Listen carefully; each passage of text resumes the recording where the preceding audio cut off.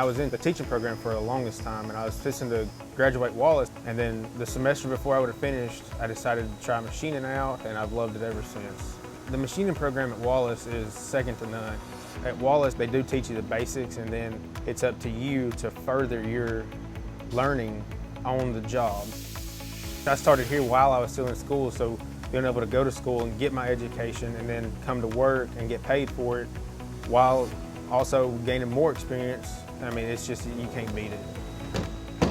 That was a lot better than having to graduate and then wait until I found a job, because most places won't hire you unless you have X amount of years experience. But with the apprenticeship program, it offers you to have a job, get paid, and get experience, even though you was just right out of school or still in school. I can make that next step. I can buy a house. I can make the step to get married, to support me and my wife and our kids in the future. I couldn't have made a better decision.